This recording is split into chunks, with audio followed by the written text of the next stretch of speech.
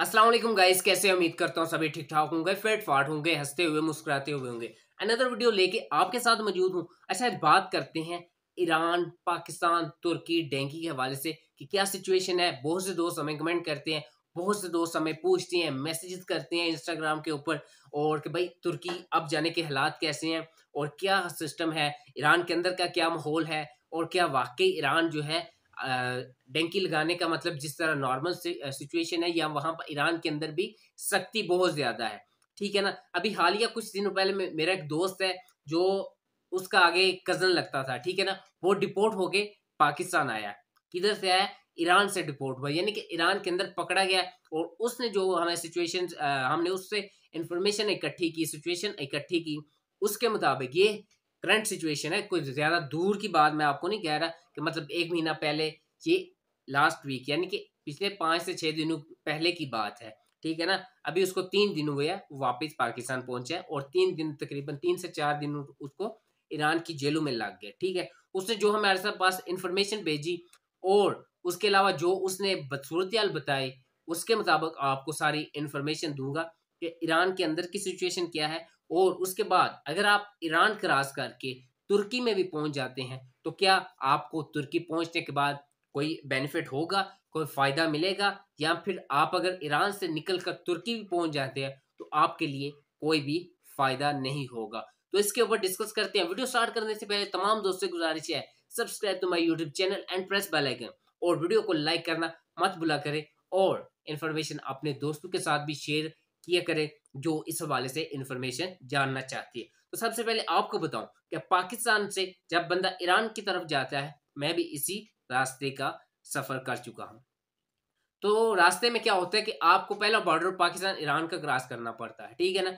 यहाँ पर आपको पैदल मार्च करना पड़ता है बहुत ज्यादा, कभी से 4 घंटे, कहीं से 8 घंटे, कहीं से 12 घंटे, इस तरह का होता है। डिफरेंट पॉइंट्स होते हैं और डिफरेंट पॉइंट्स के हिसाब से आपको ये चलना पड़ता है। पहले हिसाब से यहाँ से आपको सफर के आगाज में ही जब आप शुरू होते हैं, आप बहुत एक्टिव होते हैं, आप फ्रेश होते हैं कि कोई बात नहीं है, मैं कर लूंगा, ये कर लूंगा, वो कर लूंगा। लेकिन लग लो हो जाती है जब आपको 12 घंटे चलना पड़ता है। ठीक है ना। पहाड़ों के ऊपर से नीचे, ये वो वगैरह वगैरह, आहा हा मजे। ठीक है ना। फिर जब आप कहते हैं कोई बात नहीं है, ये सफर था गुजर गया, आगे इजी होगा, ऐसे ही करते करते आप ईरान के मिड में पहुंच जाते हैं। कहीं पे आपको टैक्सी का सफर करना पड़ता है, कहीं पे आपको टैक्सी की डिक्की में, कहीं आपको सीट के बीचों बीच जहां पर पाँव रखते हैं वहां बैठना पड़ता है, और कहीं पे आपको कहीं कहीं पे आपको कहीं बैठना पड़ता है। कहीं आप धूल मिट्टी में बाउबिले बने होते हैं और कभी कुछ होता है तो कभी कुछ होता है। ठीक है। ये सिचुएशन बहुत ज्यादा होती है। ठीक है ना। ये होता है कि मतलब ये सारी चीजें तब बंदा भूल जाता है जब अपनी मंजिल पर पहुंच जाता है। ये चीजें बताने का मकसद सिर्फ ये है कि आप इस चीज से आगाही रखें, आपको इस चीज का आइडिया होना चाहिए। लेकिन जब इंसान अपनी मंजिल से पहले ही ना पहुंच पाए, जलालत उठानी पड़े और रास्ते में पकड़ा जाए, फिर जैसे जलालत धक्के खाते हुए वो गया, वैसे धक्के खाते उसको वापस अपने मुल्क में आना पड़े कुछ दिनों बाद, तो फिर वो तकलीफ जो है वो डबल हो जाती है, डबल से भी ट्रबल हो जाती है। ठीक है ना। अगर इंसान रास्ते की मुश्किलात को फेस करता अपनी मंजिल पर पहुंच जाए ना, तो फिर वो सारी मुश्किलात भूल जाती हैं क्योंकि इंसान अपनी मंजिल तक पहुंच जाता है। लेकिन जब इंसान अपनी मंजिल के रास्ते में ही भटक जाए या पकड़ा जाए, या मतलब वो उसके साथ मतलब ऐसा कुछ हो जाए कि वो अपनी मंजिल के पहुंचना उसका ख्वाब का ख्वाब ही रह जाए, तो इंसान के ऊपर क्या बीतती है। ये जो इस रास्ते पे अभी जा रहे हैं, पिछले 2 सालों से जा रहे हैं, उनको बहुत अच्छे से आइडिया हो चुका है कि वो गए हैं। उनको समझाने के बावजूद भी, उनको बताने के बावजूद भी उन्होंने इस रास्ते को अपनाया, लेकिन वो अपने रास्ते पे जाके जलालत उठा के वापस पाकिस्तान पहुंचे, लेकिन हासिल कुछ नहीं हुआ। उल्टा गवा अपना बहुत कुछ आए, पैसा, अमाउंट, बहुत कुछ आप वेस्ट कर रहे, टाइम वेस्ट कर रहे। जो तकलीफ उठाई है उसका तो कोई कह लें कि जवाज ही नहीं है, मोल ही नहीं है। ठीक है ना। और इसके ऊपर बात करते हैं ईरान के अंदर, जस्ट पाकिस्तानी वहां से नहीं जाते। ईरान से टैंकी लगा के तुर्की, अफगानिस्तान से बहुत लोग जाते हैं। पाकिस्तान की हाफ कैपेसिटी से ज्यादा 75% अफगानी होते हैं और 25% जो है पाकिस्तानी होते हैं। ठीक है ना। इतनी बड़ी तादाद में अफगान लोग भी जाते हैं और इतनी बड़ी तादाद में पाकिस्तानी भी जाते हैं। इसके अलावा दीगर कंट्री के लोग, बंगाली भी यहाँ से टैंकी लगा के जाते हैं। ठीक है ना। इसके अलावा जो और कंट्रीज के कुछ लोग होते हैं जो जिनको तुर्की वीजा नहीं मिल रहा होता और वो तुर्की से आगे यूरोप जाना चाहते हैं, तो वो लोग भी यहाँ से मतलब ईरान के जरिए डेंकी लगा के तुर्की इन होती है। हम जब गए थे उस वक्त की बात है, उसके बाद भी जाहिर सी बात है ऐसा बहुत से कुछ चीजें पॉइंट्स होंगे, लेकिन हमारी जब हम तुर्की पहुंचे थे उस वक्त हमारे साथ आप सोच सकते हैं कि श्रीलंका के लोग भी थे। श्रीलंका के लोग भी तुर्की के सेफू के अंदर, तुर्की के बॉर्डर एरिया के अंदर हमें मिले थे कि तुर्की से श्रीलंका से भी लोग तुर्की की डेंकी लगा के आगे यूरोप मूव होते हैं। ठीक है ना। यहाँ से आप अंदाजा लगा लें कि ईरान ईरान के बहुत से पॉइंट जो है वो सील कर दिए हैं, ईरान वालों ने भी किया, तुर्की वालों ने भी कर दिया। ठीक है।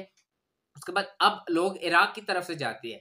ये जो जिस बंदे ने मुझे ये सारी डिस्कस बताई है वो कहता है कि ईरान से भाई हमने डेंकी लगाने का सोचा कि ईरान से जो है आगे इजी होगा, ईरान से पॉइंट्स आगे इजी होंगे। ठीक है ना। लेकिन उसने कहा कि ईरान से पॉइंट्स तो हैं, लेकिन हम तुर्की के अंदर भी इन हो गए हैं, लेकिन तुर्की के अंदर इन होने के बाद तुर्की सिक्योरिटी इतनी टाइट है कि हम एक से दूसरे सूबे तक नहीं पहुंच पाए। हमने जितना पैसा दिया वो सारा वेस्ट हुआ, जितनी हमने जलालत उठाई वो तकलीफ उठाई वो अलग से बात है। ठीक है ना। उसके बाद हमें जो मार कुटाई हुई वो अलग से बात है। ठीक है। उन्होंने कहा कि इराक के जरिए हम जो है वो इन हुए थे, इराक के पॉइंट से इन हुए, आगे तुर्की वालों ने पकड़ के उन्होंने वापस इराक फेंका। इराक ने हमें क्या किया, इराक से पकड़ के उन्होंने ईरान में फेंका, क्योंकि हम ईरान का वीजा लेके इराक पहुंचे थे। ठीक है ना। उसने कहा इराक वालों ने ईरान फेंका, ईरान से आगे फिर क्या, जेलू के धक्के खाए। जेलू का खाना इतना नाकिसा देखने को दिल नहीं करता था कि बॉयल बहुत सी चीजें ऐसी थी, जो आलू कह रहे हैं या कुछ ऐसी सब्जी कह लें, वो पानी के ऊपर ऐसे कच्चा पानी और वो ऊपर जिस तरह मछली तैर रही होती है ना, ऐसी उसने कहा रोटी खाने को वैसे देख के भूख मर जाती है। तो 4 से 5 दिन उसने कहा इतना मतलब बुरे हालात थे। और जो तुर्की मतलब इनडायरेक्ट जो ईरान से तुर्की गए थे उन्होंने कहा उनके साथ तो और भी ज्यादा बुरा सलूक किया जा रहा है। हमें तो उन्होंने इसलिए जवाब बना के हमारे ऊपर सख्ती काम की कि हम इराक के, उनको ये लगा इराक से रिपोर्ट होके आ रहे हैं कि इराक से ये इलीगल हो गया, इराक का वीजा इनके पास था तो वहां से ये इलीगल होके मतलब ईरान आया। तो उन्होंने कहा हमें उन्होंने अलग बैरक में रखा हुआ था, और जो तुर्की ईरान बॉर्डर से पकड़े गए थे उनको उन्होंने कहा कि अलग बैरक में रखा हुआ था। उनके साथ उनको मारते भी थे, उनको मतलब उनके साथ सख्ती भी ज्यादा करते थे। ठीक है। उन्होंने कहा जैसे ईरान तुर्की वाले जो है उन्होंने कहा जो लड़के हमें तुर्की बॉर्डर के ऊपर पकड़े गए मिले हैं ना, उनमें जख्मी भी थे। उन्होंने कहा कि भाई हमें तुर्की वालों ने तो इतना कुछ नहीं कहा, उन्होंने थोड़ी सी सख्ती की, लेकिन जो ईरान बॉर्डर के ऊपर ईरानी फौजियों ने हमारे साथ सख्ती की है ना वो काबिल बर्दाश्त नहीं। इतनी ज्यादा सख्ती की है, इतनी मार कुटाई की है, और एक दो लड़का इतना शदीद जख्मी भी था, उसको पट्टियां लगी हुई थी। उन्होंने कहा कि भाई ये हालत देख के क्या आप सोच सकते हैं कि दोबारा हम जो लोग इस रास्ते पे हैं वो दोबारा आएंगे? ऐसा नहीं है। ईरान के अंदर भी इतनी सख्ती है। जब आप तुर्की में इन होते हैं, तुर्की में इन होने के बाद क्या होता है कि तुर्की में भी आपको जो है वो इतनी ज्यादा सख्ती मिलती है। आप अगर 2 से 3 लाख या 3.5 लाख डेंकी के ऊपर लगा के जाते हैं, जितना एक महीना आप तकलीफ अलग से बर्दाश्त करते हैं, लेकिन आप जैसे ही तुर्की में इन होते हैं आप इस्तांबुल में बहुत मुश्किल 99% जो है 99.99% आप इस्तांबुल नहीं पहुंच सकते भाई। इतनी ज्यादा सिक्योरिटी की हुई है, इतनी ज्यादा सख्ती उन्होंने की हुई है कि जो इस्तांबुल में मौजूद है उनको वो उठा उठा के फेंक रहे हैं अपनी अपनी कंट्रियों में, जो जो गैर कानूनी है, तो आपको वो कैसे इन होने देंगे? तो इसलिए कोई सिचुएशन नहीं है। करंट सिचुएशन ये है कि बहुत सख्ती है। जो पहले तो ईरानियों ने कुटापा लगाया, फिर पाकिस्तानी बॉर्डर के ऊपर आके जो गैर कानूनी वहां पर इन हुए थे ना टैंकी लगा के, उनको फिर जो है पाकिस्तानियों ने भी कुटापा लगाया। ठीक है ना। क्योंकि पाकिस्तान ईरान के पहले हालात डिफरेंट थे। अब पिछले दिनों से आपको पता है कि ईरान और पाकिस्तान के बीच में भी कुछ इख्तलाफात चल रहे हैं, पीछे झड़पें भी हुई हैं, कुछ पाकिस्तानी वहां ईरान के अंदर कत्ल भी हुए हैं। तो इसलिए खुदा के वास्ते अपनी जान को जोखे में ना डालो, जान है तो जहान है। कहते हैं रिस्क लेना चाहिए, लेकिन इतना भी रिस्क ना लो कि आप जो आपने ख्वाब अपनी आंखों में सजाए हुए हैं वो आपको देखना ही नसीब ना हो। अल्लाह पाक आप सबको अपने हिफ्ज़ो ईमान में रखे। और जो तुर्की जाना चाहते हैं लीगली तरीका अप्लाई करें, यूरोप जाना चाहते हैं बहुत से और रास्ते हैं, लीगली तरीका अप्लाई करें। आप डॉक्यूमेंट्स जो है वो बनाएं, जितना टाइम आप इधर वेस्ट करते हैं, पैसा वेस्ट करते हैं, थोड़ा सा दिमाग लगा के आप यूरोपीय कंट्री, किसी भी कंट्री के डॉक्यूमेंट जो है वो बनाएं, खुद बनाएं, सर्च करके, इंटरनेट से सर्च करके, यूट्यूब के ऊपर हर चीज़ मिलती है, अवेलेबल मिलती है। कौन कौन से डॉक्यूमेंट चाहिए उस हिसाब से आप जो है 6 महीने 8 महीने लगा के आप डॉक्यूमेंट कंप्लीट करें और किसी भी कंट्री का वीज़ा आप अप्लाई करें। अल्लाह पाक आपको बेहतर रिजल्ट देगा। ये नहीं है कि मतलब आपको सिर्फ डॉक्यूमेंट है, कुछ ऐसा भी होता है कि डॉक्यूमेंट आपके अगर परफेक्ट है तो आपको आगे वीज़ा भी वो अप्रूवल कर देते हैं।